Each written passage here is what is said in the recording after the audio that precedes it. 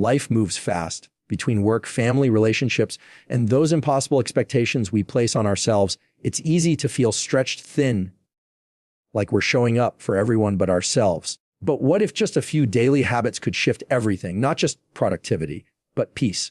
Not just getting more done, but feeling more alive. Today, I'm sharing 10 life-changing habits for every modern woman, but let's break down the 5 that truly move the needle. Let's talk about the way we start and end our day. It's so easy to jump into our mornings in reactive mode. The alarm goes off, we grab our phones, scroll through a flood of messages, news, social feeds, before we've even had a glass of water. And from that moment, we're off to the races, responding, fixing, solving, doing. And by the time the sun goes down, we collapse into bed, exhausted, not just physically, but emotionally, mentally, spiritually. Now, here's what I want to suggest. What if we just paused at the bookends of our day? What if we made space? Just a few intentional minutes at the beginning and end to reconnect with ourselves before the world starts asking us to be everything for everyone. Because here's the truth. How you start and end your day sets the tone for everything in between. The first few minutes in the morning, they're like wet cement. Whatever thoughts and habits you pour in will set the foundation for how you respond to stress, to people, to challenges, and the last few minutes before bed. That's where your mind decompresses, processes, and prepares for the next day. So if your mornings begin in chaos and your nights end in burnout, it's no wonder your life feels like it's on a loop of overwhelm. Now, I'm not talking about a 2-hour elaborate self-care ritual. No one has time for that, especially if you've got kids, a career, a partner, or all three. I'm talking 5 to 10 minutes. That's it. Time that belongs to you and no one else. In the morning, before you pick up your phone, put your feet on the ground and just sit for a second. Breathe. Ask yourself one powerful question. What kind of woman do I want to be today? Not what needs to get done, not who needs your help. Who do you want to be? Calm, focused, grateful, driven, because the truth is your intention will drive your attention. When you name what matters most, you're far more likely to live it out. For some, that might look like writing down a few thoughts in a journal. For others, it's sipping coffee in silence before the emails start flying. Maybe it's prayer. Maybe it's a short walk. There's no one size fits all. But what matters is that you're not being dragged into your day by default. You're choosing to lead it. Now let's flip to the evening. If your nights are a blur of last-minute tasks, mindless scrolling, or trying to numb out the stress, I get it. But here's what happens. We go to bed mentally wired and emotionally empty. Then we wake up tired and the cycle repeats. So here's a simple shift. Treat your nighttime like a gentle landing. About 30 minutes before bed, turn down the lights, put your phone away, and do something that helps your body feel safe. That might be stretching, reading a few pages of a book, reflecting on what went well that day, not what went wrong. When you close your eyes in gratitude, you train your brain to find peace even in the middle of chaos. And if you're thinking, that sounds great, but my schedule is insane, remember this. Habits don't need to be long to be life-changing. They need to be intentional. The woman who protects the first and last moments of her day is not selfish. She's wise because she knows her energy is her responsibility. And when that energy is grounded, everything she touches, her work, her relationships, her decisions, gets better. This isn't about perfection. You'll miss a day, maybe several. That's okay. The point is not to do it every day, but to remember you can do it any day. Your peace is not a reward. It's a practice. And you are allowed to create it for yourself, starting and ending right where you are. Because how you begin and how you end is how you build. Let's talk about something that challenges a lot of us, especially women who are used to holding things together, showing up and saying yes even when it costs them, saying no. Not the kind of no that's loud or defiant. I'm talking about the kind of no that's calm, respectful, and firm. The kind that says, I value myself enough to choose where my energy goes. For a lot of women, that feels heavy. It feels uncomfortable. Because from an early age, many of us were taught to equate being kind with being available. We learned that being liked meant being agreeable. And somehow we confused being selfless with being self-abandoning. But here's what I've learned, not just in my work, but in life. When you say yes to everything, you're not being generous. You're being exhausted. You're giving people the version of you that's burned out, stretched thin, and quietly resentful. That's not sustainable, and it's not honest. So what do? We start by untangling guilt from responsibility. Saying no doesn't mean you're rude. It doesn't mean you don't care. It means you're paying attention to what you can carry without outdropping the things that matter most. When someone asks you for your time, your help, your energy, and something in your gut tightens up, that's not selfishness speaking. That's your body reminding you of your limits. Boundaries aren't walls. They're filters. They don't shut people out. They protect what's within. And if you want your yes to really mean something, you've got to be willing to protect it with a healthy no. Now, let's be real. It's hard to say no when you're used to being the reliable one, the go-to, the fixer. But every time you agree to something out of fear or guilt, you're betraying a little piece of yourself. And that betrayal adds up. It shows up in your tone, your posture, your sleep. It leaks into your relationships. There's a quiet strength in being able to say, I wish I could, but I can't right now. Or, that doesn't work for me. You don't have to defend it. You don't need a long explanation. Clarity is enough. And you'll be surprised how often people will respect it when you say it with peace instead of apology. Because when you stop over-explaining, you start owning your choices. You stop shrinking to keep everyone comfortable. You start recognizing that your time is a resource and it's not unlimited. Every yes is a trade. You're trading your energy, your attention, your presence. So the real question becomes, is this yes worth what I'm giving up for it? If you're not sure where to start, try pausing. You don't have to answer right away. Say, let me think about it and get back to you. That pause gives you space to check in with yourself, to ask, do I want to do this? Do I have the capacity? Is this aligned with who I'm becoming? If the answer is no, then say kindly, clearly, and without guilt. That's not weakness. That's leadership over your own life. And here's something else. Every time you say no to something that doesn't serve you, you create space for something that does. You make room for rest, for creativity, for the people and projects that truly matter. You shift from reacting to choosing, and that shift is powerful. People might not like it at first. That's okay. Boundaries will reveal who's been benefiting from your lack of them, but stay grounded. Because as you get clearer, your relationships will get healthier. The people who truly care about you will adjust. And the ones who don't, that's information. That's clarity too. Your time is not a buffet for everyone to pick from. It's your life.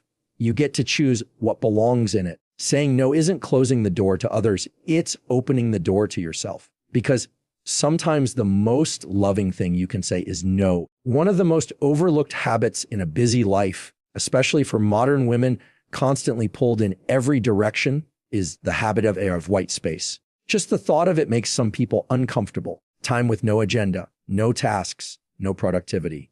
But here's the truth: the constant push to do more, be more, achieve more, it comes at a cost. And too often, the first thing we sacrifice is ourselves.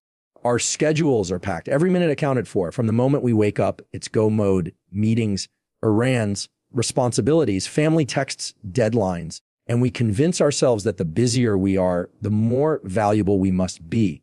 But busy doesn't equal fulfilled. It doesn't equal happy. And it definitely doesn't equal whole. What happens in that kind of nonstop rhythm is we start living from a place of reaction instead of intention. We become so conditioned to this rush that silence feels strange. Stillness feels wrong. But here's the thing: white space isn't wasted space.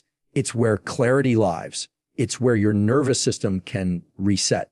It's where you hear yourself again. When your mind is constantly overstimulated, when every gap is filled with noise, scrolling, checking, replying, you leave no room to simply be.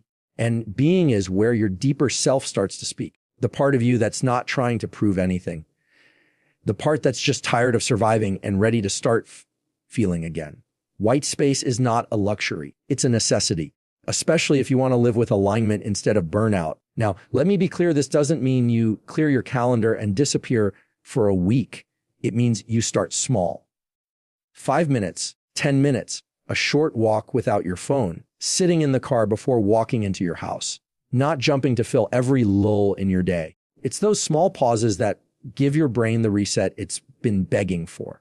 Because here's what happens when you don't have that space: your decisions get rushed, your patience wears thin, your creativity tanks, and your body starts sending signals. Fatigue, irritability, even physical pain. That's not weakness. That's wisdom. That's your body trying to get your attention.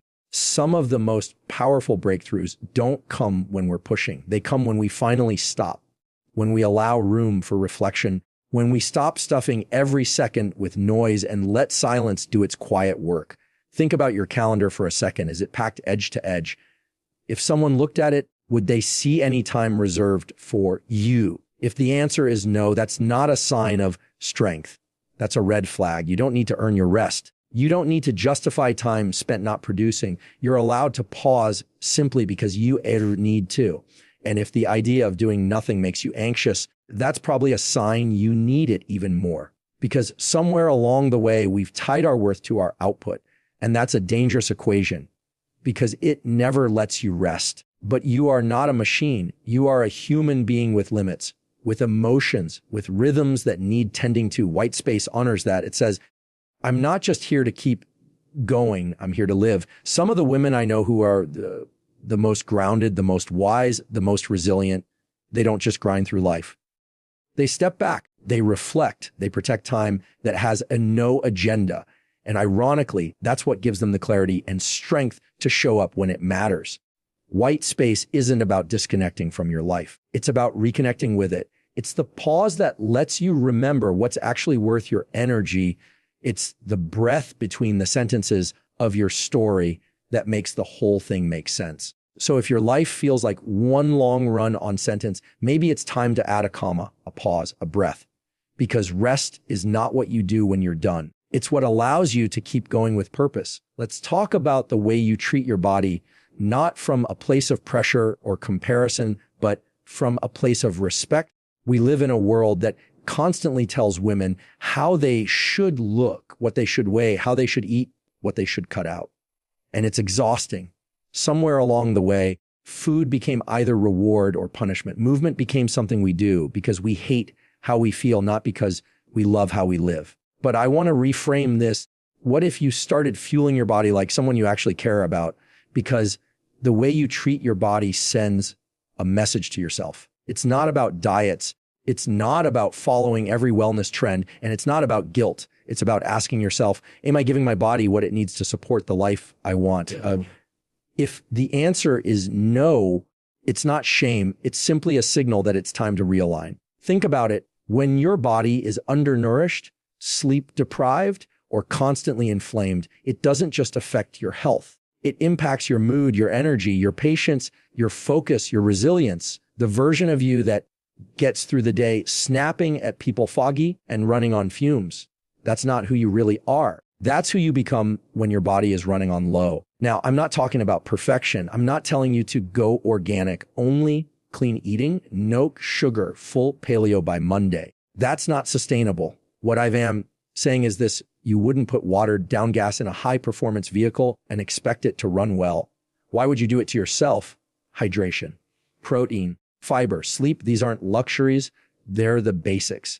And yet they're often the first things we toss aside when life gets busy. But they matter. That bottle of water you keep forgetting to drink, it's not just a wellness tip. It's your brain, your skin, your digestion, your clarity. That fast food meal you grab 3 nights a week because it's convenient, it might save you time in the moment, but it's slowly costing you energy over the long run. When you begin to fuel your body like it matters, you begin to show up in your life like you matter. You make clearer decisions. You recover from stress faster. You experience more joy because your mind isn't constantly trying to push through fatigue and fog. And again, this isn't about numbers on a scale or dress sizes. This is about quality of life. This is about the future version of you, looking back and saying, thank you for taking care of me. And maybe you've been through seasons where you didn't take care of yourself. Maybe food became a comfort, or you disconnected from your body because you were surviving. That's okay. Grace first, always. But at some point, healing becomes an active choice. It becomes the decision to start again, not with punishment, but with care. You can love yourself and want to feel better. You can honor where you are and take steps forward. You can say, I'm grateful for this body, even as you work to treat it better. That's not vanity. That's wisdom. So what does that look like practically? It means asking yourself what you need every day in small, doable ways. Maybe you add one extra glass of water before your coffee. Maybe you get outside for 10 minutes of fresh air. Maybe you pack a snack so you're not skipping lunch and crashing by 3 p.m. These aren't massive life overhauls. They're tiny declarations of self-worth. And here's something important. When you fuel your body well, you're not just serving yourself. You're showing up more fully for the people who rely on you. You're modeling what healthy stewardship looks like for your kids, your coworkers, your community. You're saying, I'm worth the time. I'm worth the care. You only get one body, one vessel to carry you through this life. And it's not meant to be punished into submission. It's meant to be honored, supported, cared for like the foundation it truly is. Because how you treat your body teaches the world how to treat you. Let's talk about the people in your life. Not just the ones you see every day, but the ones who influence how you think, how you feel, how you see yourself. Because whether we realize it or not, the people closest to us shape us. They affect our energy, our confidence, our peace, our sense of direction. And one of the most life-changing habits a modern woman can build is this: curate your circle. Now, I know curate sounds a little formal, like we're picking artwork, but that's not far off. Your circle is your environment. It's the emotional climate you live in every day. And just like you wouldn't want to live in a space full of clutter, noise, or chaos, you don't want to live in a relational space that drains you. Some people uplift you. They remind you of your strength. They challenge you without criticizing. They hold space for you, but they also tell you the truth. And being around them feels like coming up for air. You don't have to perform. You don't have to shrink. You don't have to second guess whether you're too much or not enough. Then there are others, people who always seem to carry drama, people who take but rarely give, people who dismiss your growth, mock your boundaries, or question your dreams. And you might tell yourself, it's not that bad, or they mean well. But if your stomach tightens every time you get a text from them, that's your body speaking. That's not drama. That's data. Curating your circle doesn't mean cutting people off with coldness. It means getting honest about how much access people have to you, because not everyone should have a front row seat to your life. Not everyone has earned the right to influence your mood, your time, your heart. This habit starts with observation. Who leaves you feeling inspired after a conversation? Who leaves you feeling drained? Who celebrates your boundaries and who pushes past them? Who cheers when you evolve and who gets uncomfortable? And maybe most importantly, who are you when you're around them? Do you like that version of yourself, or are you constantly in defense mode, people pleasing or playing small just to keep the peace? You don't need a huge circle. You need a healthy one. A few solid, grounded, honest people who see the real you and still choose to show up. And if that sounds rare, it is. But it's also worth waiting for, because when you find those people, you grow differently. You breathe easier. You start to step into your life without all the second guessing. And sometimes the hardest part of this habit is outgrowing people you care about. Not because they're bad, but because the version of you they're most comfortable with no longer exists. And while that's sad, it's not wrong. Growth will always stretch your relationships. That's part of it. But don't dim your light just to keep someone else from squinting. There will be people who prefer the old you, the more agreeable you, the always available you, the version of you who said yes, even when it hurt. But the woman you're becoming, she's building boundaries. She's guarding her peace. She's no longer sacrificing her mental and emotional health just to maintain proximity. And that's what curation really is. It's not a rejection of others. It's an acceptance of your values. It's choosing what you will and won't allow into your inner life. And as you grow, you'll find yourself craving quality over quantity, depth over drama, alignment over obligation. Let that happen. Don't fight it. Trust that the more you live in alignment, the more your circle will reflect that alignment. You'll draw in people who match your energy, who reflect your values, who help you become even more of who you're meant to be. Because the truth is, your circle will either feed your purpose or drain it. It will either hold you back or push you forward. And you deserve to be surrounded by people who remind you every single day that becoming the best version of yourself is not just allowed, it's expected. So choose carefully, because the voices closest to you become the voice inside you. So here's what I want to leave you with. You don't need a total life overhaul. You don't need to be perfect or have it all figured out by Friday. You just need to start small, intentional, consistent. These 10 habits we've touched on, they're not rules. They're reminders, anchors, tiny shifts that over time create a life that feels less like survival and more like air you. Start your day on purpose. Protect your peace with a firm, kind no. Make space to breathe, to pause, to hear your own voice again. Nourish your body like it's the only one you'll ever get, because it is. And surround yourself with people who don't just want your time, but who honor your growth. This isn't about doing more. It's about becoming more aligned, more grounded, more you. Because the truth is you already have what it takes. You just need the habits that remind you.